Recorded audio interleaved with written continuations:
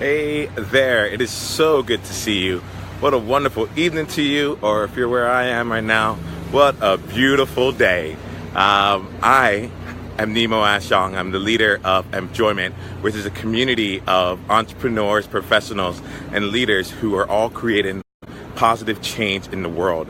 I am on a mission to bring together a truly inclusive and empowered world. And it feels good to share that with all of you here. It feels great to share that, actually. Just good is not good enough right now.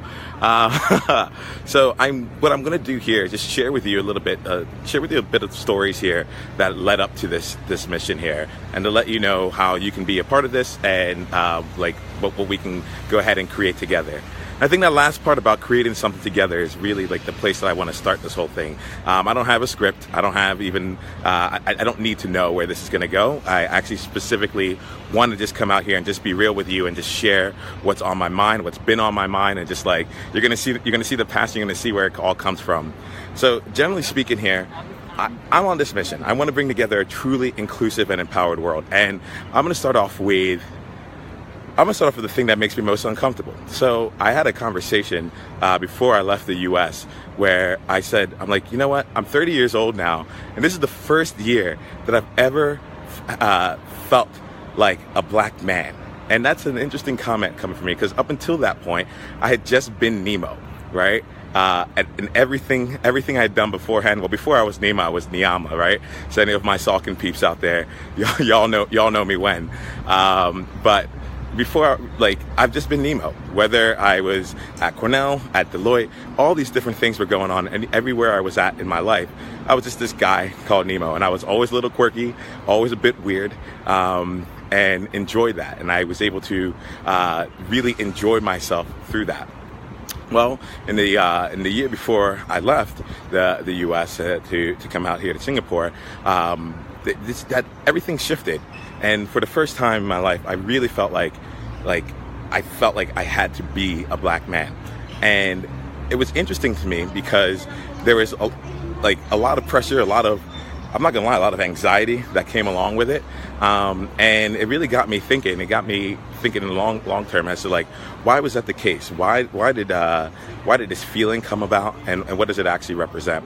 And what I've come to really embrace here is the feeling that basically for a while these were labels that were put on me, right? Y'all don't know this about me, but growing up I never really identified myself as black, and this is something where a lot of people will come up and they're like, well, you're black. I'm like, no, I'm African American. And they're like, no, you're black. I'm like, are you going to tell me? Because I'm kind of living it right now, right? And I'm like, I know it's easier for you to think of it one way or another, but for me, this is actually something that my parents wanted to make sure that I looked at. They're like, you're not, you are African American. You look at things differently. So I say all that there because, quite frankly, that term has just not been, it's not been one that I've ever really identified with outside of that year. And when I look at it, this had come up, and I was at a place where the conversation about diversity and inclusion was taking place. And they're like, why aren't there more people out there that are diverse in tech, and what's going on?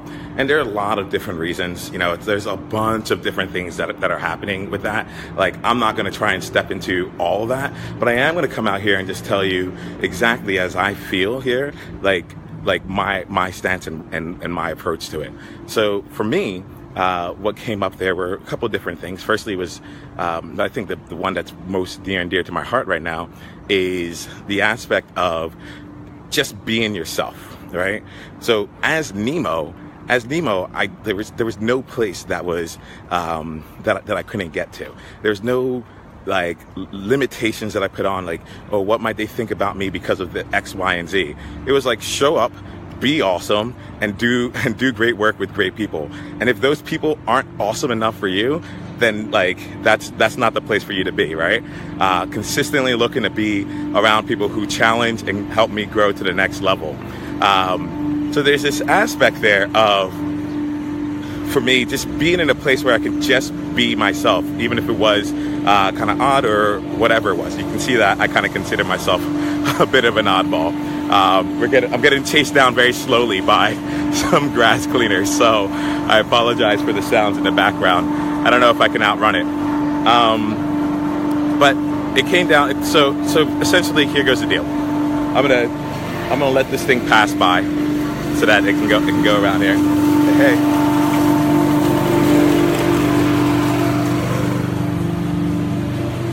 You're seeing a bit here. This is an area called Robertson Key. That's behind me.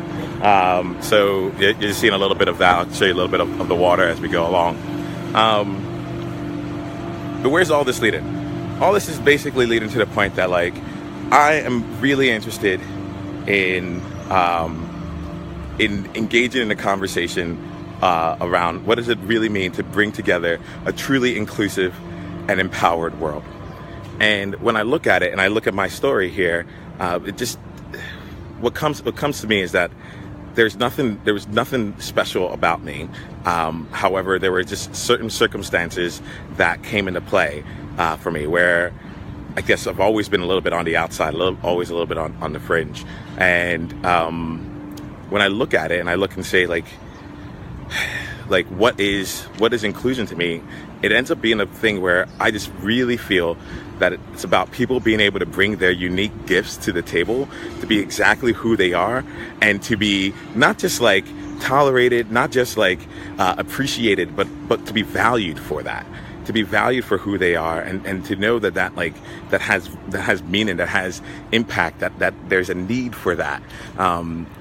And it's something that's really important to me. It's something where I look at innovation. The way I define innovation is bringing together old ideas in novel ways.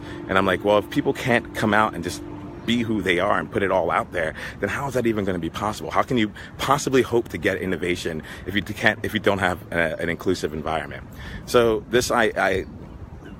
I bring all this up because, like, I started Enjoyment, and it was all about helping career changers move into tech. Then it moved and it shifted over to Joy, and it really got me thinking, like, okay, what's behind Joy? What's happening behind all that? And it got me to a place where I'm like, all right, it's about possibility, inclusion, and authenticity. And in my recent progress here, it's gotten me thinking about a number of different stories, a number of different times in my life where, quite frankly, I didn't think that things were possible for me.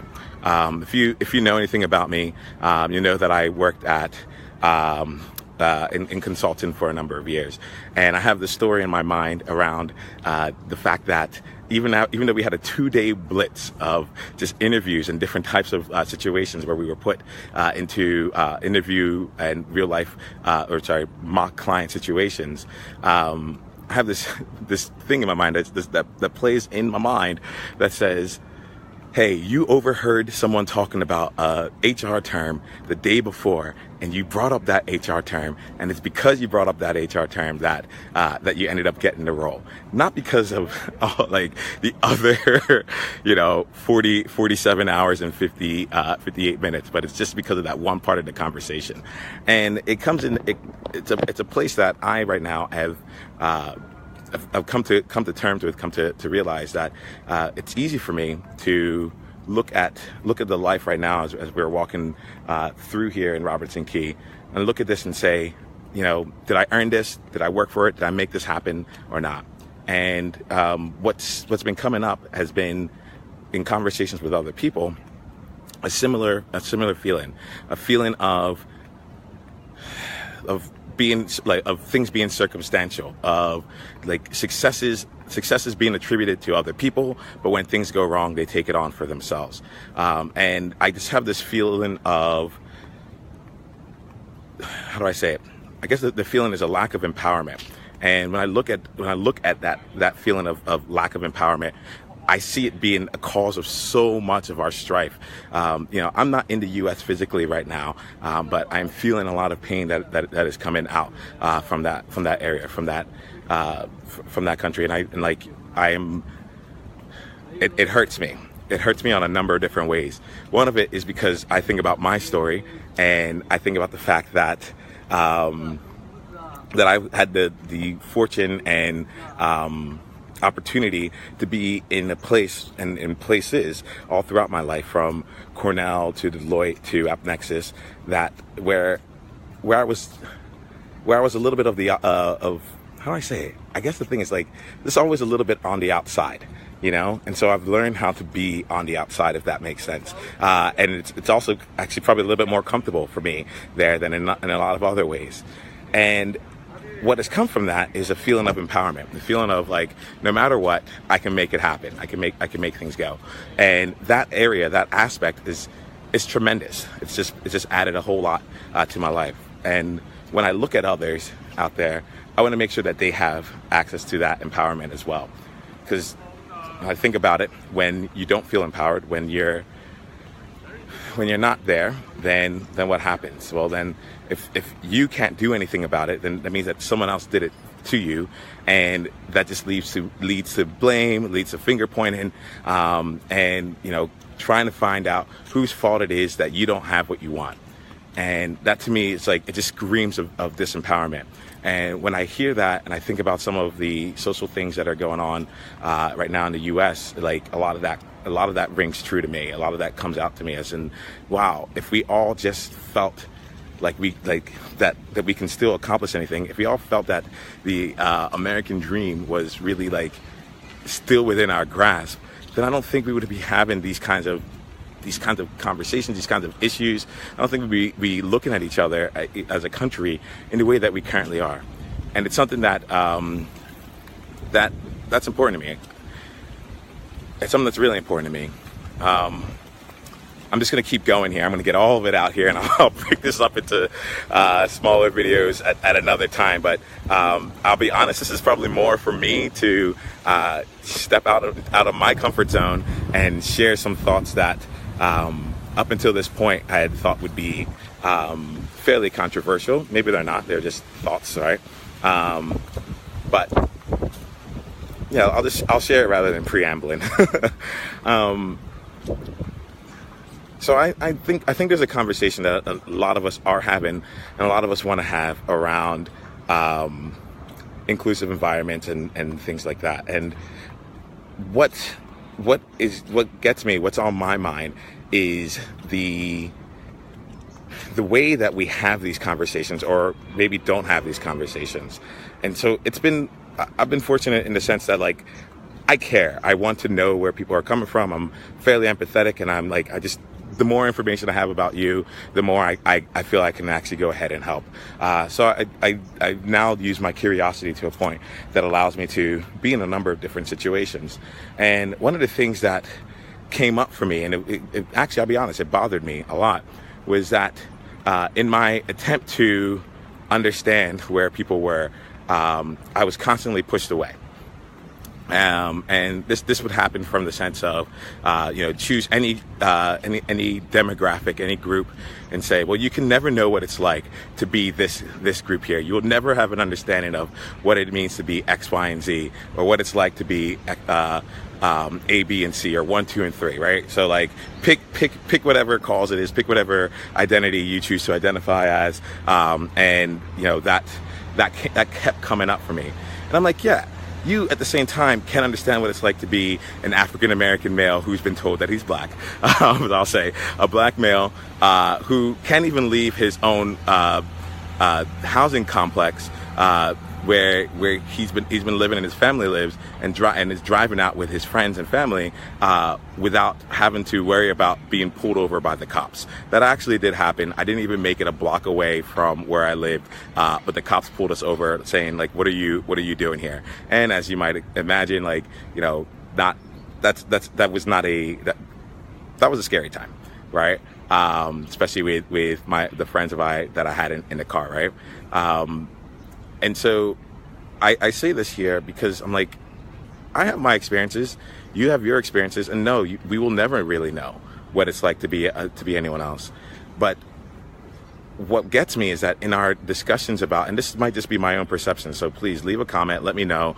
I'm putting myself out there to engage in a conversation, and I'm actually going to try and organize a conversation about this for people who are interested in doing something around this, or in exploring this here. But it made me really think about, like, inclusion and whether or not inclusion as we say it is really as inclusive. And in conversations that I've had with individuals, now I'm putting myself out there here on Facebook and online, I'm not necessarily sure about inclusion versus self-interest and self-preservation. And I say this because in having these conversations, to me, there's only one real solution, right? There's only one real way that this whole inclusion game works. If you're truly about inclusion, right? There's just one, and there's a set of solutions that are all about the same. But to me, it isn't one group is taken care of. I'm a black man, so the black community is taken care of, or I'm a woman, so that's taken care of, or LGBT community is taken care of. It's for me, it sits as there's only one solution, and that is true equality, right? There's one, that's it. If we're not there, then we haven't gotten inclusion. We've just gotten better situations for certain demographics, right? So it's interesting to me, and I love to engage in a conversation about this because that's going to help me move forward. Right now, I'm stepping into my edge by putting it out there for people because a lot of I do get pushback on this here. They're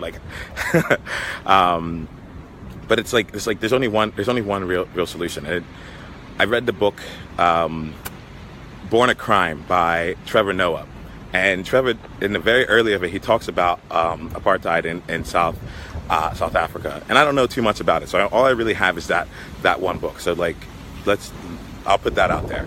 But he said something in the book that resonated with me, that got me, where he's like they crafted the a perfect system of oppression, and even though the South Africans they're actually outnumbered the white South Africans and the white people in the area, they actually were split apart, broken up into different groups, and had those different tribes actually kind of infighting against each other, right? So that being a part of one tribe or being a part of another, rather than being one larger unified group, they were split up into all the different reasons why they're all different, and why one group had more than the other, or why it was good to be a part of this tribe versus another tribe, and so on and so forth. And so I heard that and I was like, oh, they just divided and conquered. And I think about that right now with some of what I feel let me put it this way, some of the way that I'm experiencing the conversations around inclusion and different identities, and it feels to me like a very similar thing, where people are out there, everyone's fighting for their own specific cause, and they are working towards something that's really important to them, and just basically saying, this is my thing. I get that you have your thing. You fight for your thing. I'll fight for my thing. And, to the victor, maybe all hopefully win this year. And so for me, I hear that and I understand it, and I believe that all the things are necessary. This is not an easy problem. I love really difficult problems. Those are the ones that I relish in, because I'm all right, I have so many possibilities in my mind. You cannot exhaust me in the ways of trying to make something come to life. This is why I have a mission bringing together a truly inclusive and empowered world. So my thoughts here are that all I really care about is that we're working toward the same unified vision. And if we are working toward the same unified vision, then I feel like there's a lot of power that comes into it. And for me, when I look at it, it's important here because I feel that in our desire for inclusion, we end up excluding a lot of people. And it just doesn't feel like a means to an actual end, if that makes sense. I think about what's that book called? The Hunger Games, and spoiler alert, The Hunger Games, and how things ended at the end of the movie, and how they had to consider was there actually going to be change as a result of the change in power or not. because it was more of the same, but coming from a different person, you know. And at the end of it, like from the underlying core principles of it all came out to being more of the same. So like to me, I don't know if I can accept an inclusion solution that doesn't have everyone all up at the same, all up on the same level. That doesn't give everyone the same chance to have an empowered life. And that's when I think about the American dream, that's it. And if it's not that, then like we haven't done our job, right? We haven't done our job. So I would love to engage in conversations around this stuff. And beyond engaging conversations, I love to work with other people who are leaders in this field, or feel like they have something to say, or feel like they'd like to explore this further and see what we can do about this. See how we can bring ourselves together to do something really positive in this arena. Now, I say all this here without saying that like any of the individual efforts that we're doing or the more specific efforts aren't important or extremely important. I'm just, for me personally, I am just super interested in looking at the big picture of it from a holistic perspective. And look, I'm not an expert on it, but like I don't think anyone's an expert on it. If they were, we would be done with this. So I'm going to just come and add my what I can do to the mix, and what I'm passionate about, and putting myself out there to lead others and to really create a movement around how us actually coming together. So you may not be able to tell this here, but I'm tempering myself. I keep getting like past, like my passing kind of rises, and I'm like, nah, just bring it back down, Neems. Just bring it back down. But I'm going to continue on this because I'm out here anyway. The thing that gets me. So one of the things that happens here when I look at like the exclusionary way that we're approaching inclusion is all right. White males, right? There's a thing here where it's, in some places I hear a lot of people saying like we need white males to be allies and on our side and to help move things forward, and it's only them. But at the same time, I see this level of like ostracizing and pushing people off into a corner and really just taking away their voice. And it bothers me because it's like we're not doing anything better if that's the case.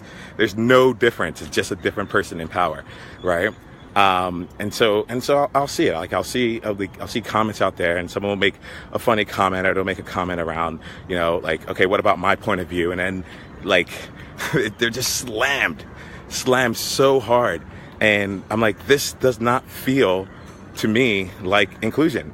This feels like self-interest. You know, this feels like I want more, and I'm going to take away from you in order to get it. And I truly, truly feel that if we came together as a truly inclusive and empowered world, we would come from the place of everyone has something to add to this conversation. Everyone has a role to play. We all are looking for something together collectively, so that like we are able to create the space for this and call out injustice on all ends. And that's important for me to put out there because, I don't know, it was really interesting. I had a memory that sticks with me from my youth. It was actually around Columbine time, and someone came on, and they did an assembly, and they talked about a number of different difficult situations that were around that. And it was about like diversity, and they had a number of different people. And what happened was that there was one tall white gentleman wearing a trench coat or something. That's how my memory has it, so I'll call it out like that. And the guy walks across the stage, and everyone else that saw him kind of moved away from him. And he like then has like the single person spotlight, and he's like, you know, just because I'm a white male doesn't mean that that I'm a shooter, right? And it was really impactful at the time when I heard it, and especially given what had just happened in Columbine. And what happened was I overheard someone right next to me. They're like, finally, someone is saying it from like my point of view. And I think that stuck with me. Well, actually, I know it stuck with me because I'm now talking about it almost 20 years later, around the fact of like, there's so much going on. There's so much going on, and this problem is the problems that we're looking to take on, or the possibilities that we're looking to create in the world, are so big, so expansive, so impactful that, like, unless everyone, it's not unless everyone, but we need as many people on the team as we can. We need as many people on the team as we can, and I love to continue exploring ways to have us all unite toward, like, a larger vision versus just a self-interested vision. Now, that being said, I believe we used to say all the things are necessary. So definitely want to make sure that, I'm not saying any other efforts should stop, but for anyone that's, like, interested in doing something that continues underneath an overarching banner, please let me know. Like, I am looking to co-create in a meaningful way with people. It reminds me, I was working at a place where I got a chance to be involved with some of the diversity groups there, and there were a number of people who wanted to help. They were like, I care about this stuff, I want to help, but there's they weren't able to find a place to really make their impact. And I'm a grassroots kind of person, so it kind of got to me where I'm like, oh man, there's so many people who want to do so many things, but because they're not black or Latino or whatever it is, like, their voice was marginalized. And I get it. I get where this comes from, but there wasn't another place for them to have a home and say, like, I just want to support, because I'm trying to create a vision of the world where this doesn't happen. I'm trying to create a vision of the world that is different from all of this. So that's important to me, and you're going to see me talk about this more openly. I love to have some conversation about this. I need to expand my mind and thinking on this here, and I'm not. My thing is, I'm not looking to actively be convinced that this approach is right or wrong. If you're looking to have that conversation, and it doesn't really interest me, I'll have it. Instead, I would love to see how we can all work together, regardless of what your cause is, regardless of what you're interested in, and how we can build something awesome and amazing together that helps add and contributes to the conversation that's happening, or really not even the conversation, that helps contribute to actual change. Because I like talking, but I love seeing new things come out into the world more. So that's super important to me, and I love to just start change our language, change our conversation, see the way that we're looking, and get from problems to possibilities. I like to say, create possibilities, not problems. And this is something that I think I need to just go in. I feel I'm uniquely positioned to do it, so I'm going to do it. From Derek Sivers, I am actively looking for some first followers to come in, join along, or to let me know where someone else is being a leader here, and I can be a first follower and support. I don't care how it gets done, but there's a movement around this here, and I would love to make sure I support that and do my part however I can.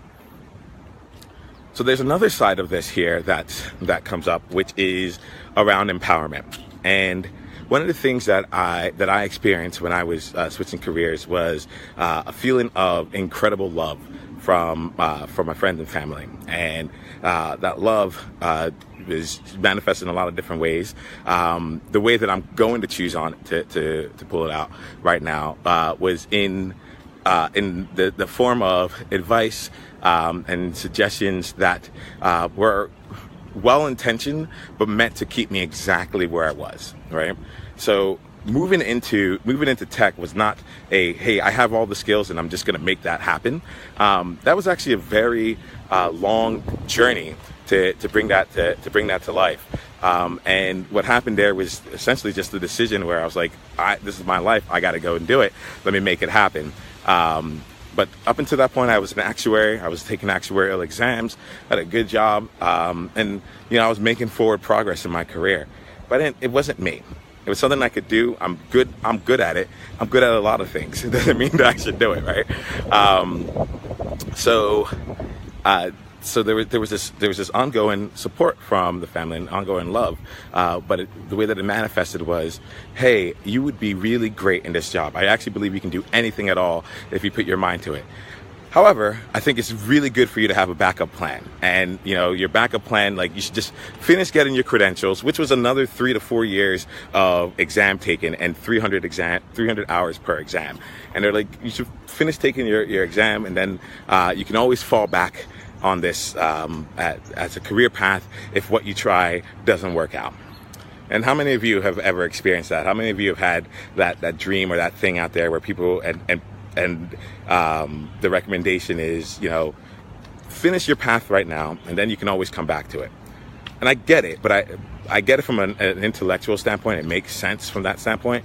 But if you've ever really been passionate about it, you know that there's no coming back, right? There's like, I'm just going to keep doing other jobs. I know now that my career path is as a serial entrepreneur. I didn't know that at the time, but there is no going back in some of those cases. And what that led to me was this feeling of qualified people who could be doing the work, but when it came to their community, when it came to the support in their life, they just weren't. It wasn't there, right? And it wasn't that they were all alone, and it wasn't that they weren't supported. It just wasn't support and guidance and accountability in the direction that they were looking to grow. It wasn't accountability in a direction of and support in a place where you're stepping out of your comfort zone. Like, what can we do to help you as you continue there?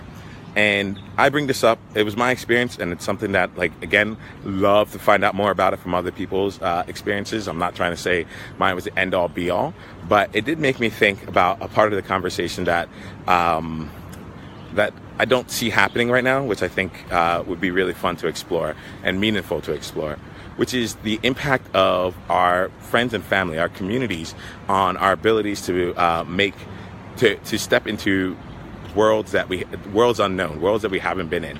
Like, and I'm going to put out like something just as simple and straightforward as moving from finance to a tech company, or moving from consulting to a new emerging industry, where there seems to be promise, but there isn't like the same kind of either security or the fact that people have seen others be successful in it, right? And so where I stand on that there is, again, this comes down to, are people being empowered to actually follow through on what brings them joy? Are people in empowered situations where they can go forth and bring this to life?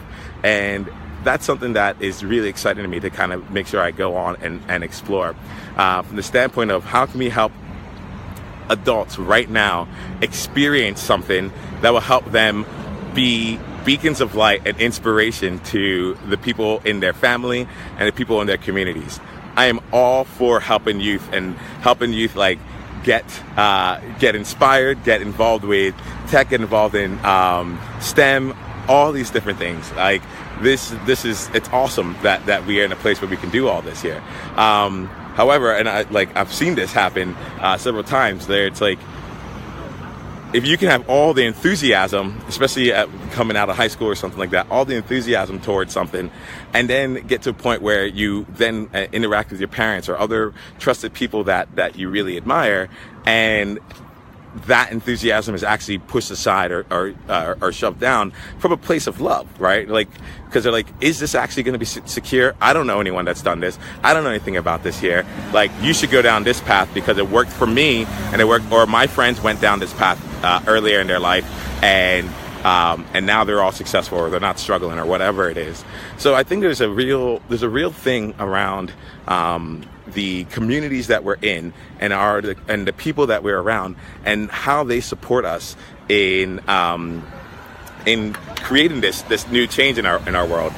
And the fun thing about all that there is that when I think about it here, it's like, great, there are a lot of qualified, awesome people right now who, if we can get them to be empowered or be in new roles and such, would then go off and just by living their life, inspire young people to go and do things. We talk a lot about, like, I never saw examples of this because I didn't see it on Hollywood or in Hollywood. Get it, got it, makes a lot of sense, and please keep doing that. But I've also had conversations where it's like, well, I didn't know anyone in my community that was this. I didn't even know you. I had a really good conversation with someone whose doing so well in life, but didn't find out about finance as a career until he got to college. And he's like, everyone else in my world, like I went after the top job that I could find based on the people in my community. And he went and he pursued that, and he did well in it. He graduated with it, and then started again to get into finance. And he's doing really well with it. I'm really happy to hear that and to say that. But it came down, it showed something to me where it's like, we can do all this work, but if we can help the people who are most directly involved with youth's lives, which are their families, we can help empower them. If we can help get them into places of success, then the rest of it will come. The rest of it will come. And if we don't, then we also need to look into how do we help make sure that when you have done the work to empower youth or to help them step into their leadership or their possibilities there, that they aren't stopped by the next level of gatekeepers above them, right? And that's something that's on my mind. That's something that I know that if you see the work that I do, I'm very focused on adults. And it's not that well, you know what?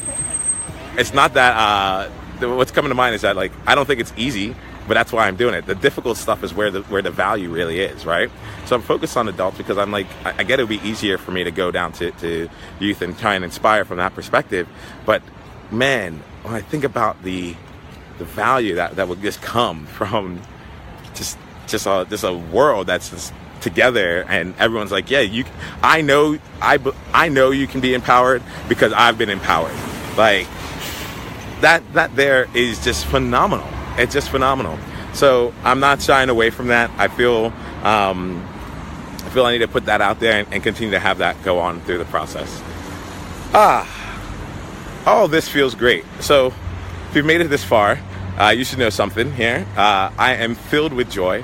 I'm also filled with possibility, and I'm also moving through a path of inclusion and authenticity.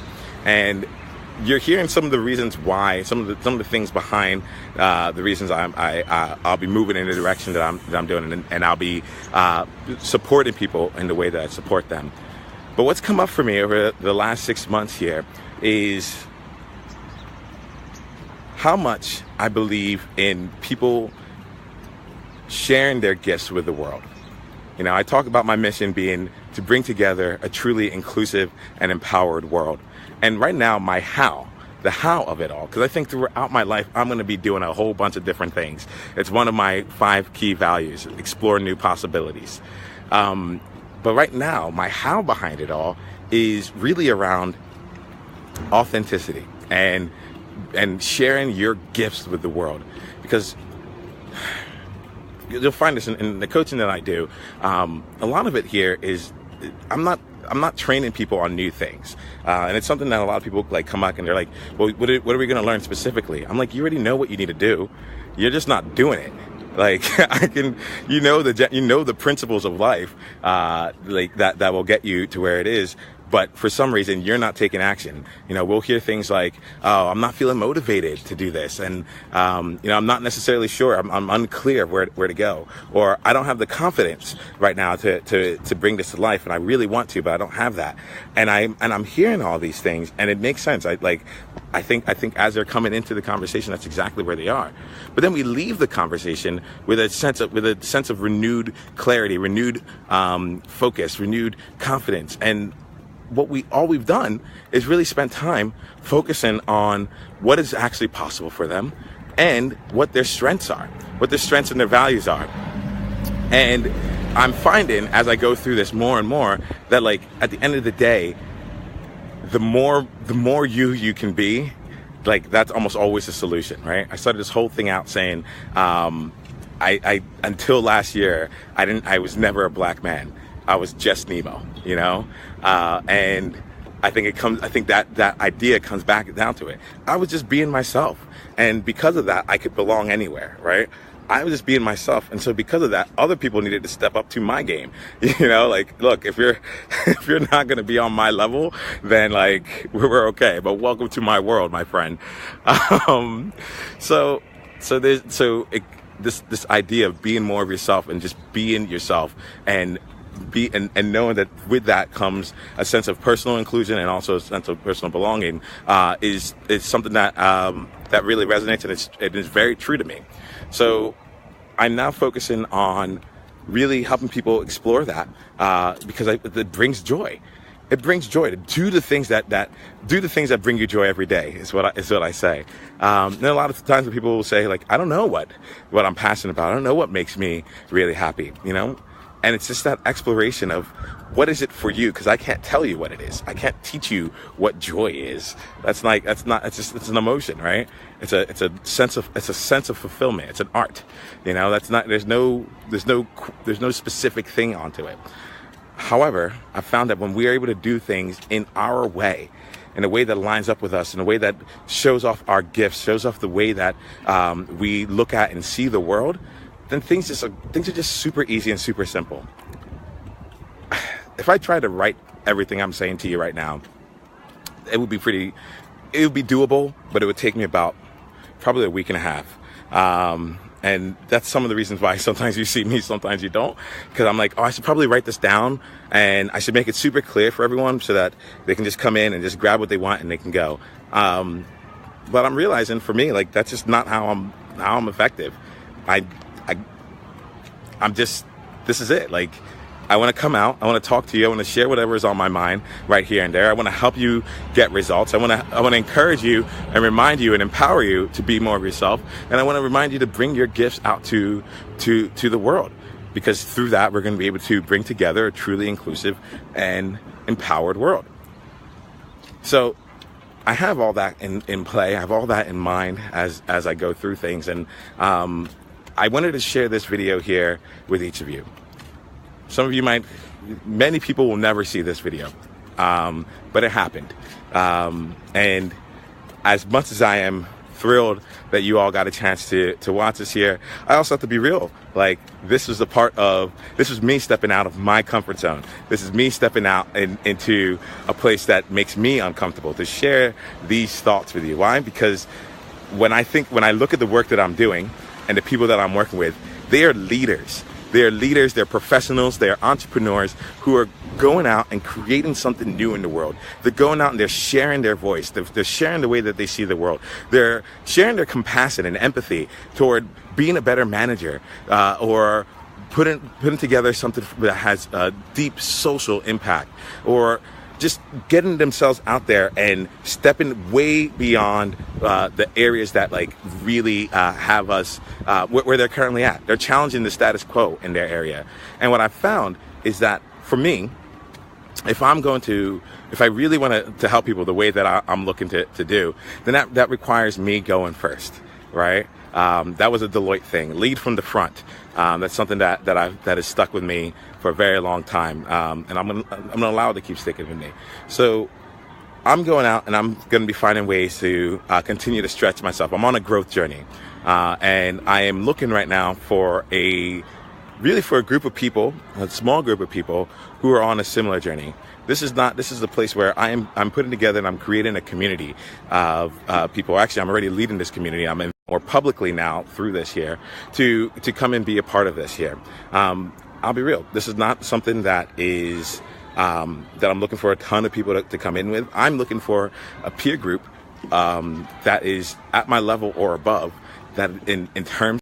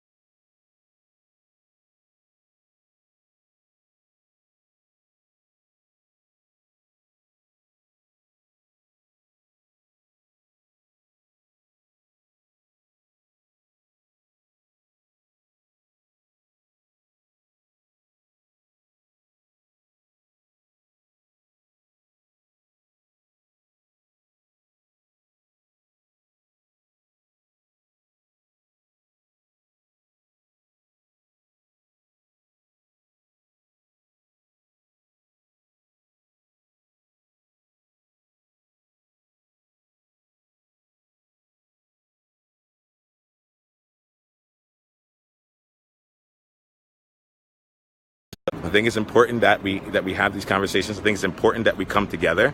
And given that, I'm not going to stop. Can't stop, won't stop. Well, I think I will stop, actually. I'll stop this recording here, this video here. Thank you for joining with me live. I want to say a quick hi to Emily and Brad. Thank you very much for leaving your comments here. I knew that with what I was doing here today, it was a true stream of consciousness, and I knew if I broke it, I wouldn't get. If I broke my concentration, I wouldn't get back to the place I wanted to be. So just want to let you know that I saw you. I acknowledge you. Thank you to all of you who've been a part of this year. Thank you for letting me share a bit of my story. You'll be hearing it again, but probably through some more organized fashions. But at the end of the day, know that I love you, and know that I'm ready to do some really great things out there in the world. And I'm ready to have a story. I'm ready to have a voice that doesn't necessarily line up with everyone else's, and that's okay. But for those people who it does, I just want to continuously invite you to come and let's co-create something together. Let's make some magic come to life. And let's change this world. Let's create a future that is truly distinct from our past. Thank you very much, Peter Block, for that one, because generally speaking, that's the way that I'm looking at it, and I'm proud and honored to help lead that way, and I'm looking forward to what we're able to create together. It's going to be awesome. Peace out. Bye. Actually, before I say bye-bye, for real, can you leave me a comment? We'd love to get your thoughts on this here. Leave a comment below here. This is going to be my way of communicating with you all for a bit. So just to get an understanding, I guess my big thing for you be what's your biggest takeaway from this year? What's your biggest insight? What's the thing that challenges you the most? Or what is the thing that you're I don't really necessarily believe that, Nemo? Put it all out there. Know that I will read it from a place of love and a place of feedback, and that you honestly believe it, and you're being authentic to yourself, and if that is the case, I couldn't be happier, and I'll use that to continue seeing how I can spread this message and help spread action of joy, possibility, inclusion, and authenticity. I know in my heart that we will bring together a truly inclusive and empowered world. I will do my part towards it, and I'm looking forward to joining up with you to make that all come to life. Leave a comment. Let me know your insight. Let me know your takeaways. Let me know your gripes. Whatever it is, I just want to continue going down this journey with you, one way or the other, because, well, quite frankly, I think apathy is usually the place where it's okay, well then how do I say it? If people either care or care enough to say I agree or care enough to not agree, all that is fine. To not care enough to do anything, well then that means I haven't really found my voice. So just know that you're even helping me in that process as it goes along. All right, I'm going to end here with something that Brad said: bring our gifts to the world, be authentic, find joy. Peace out. Bye. For real.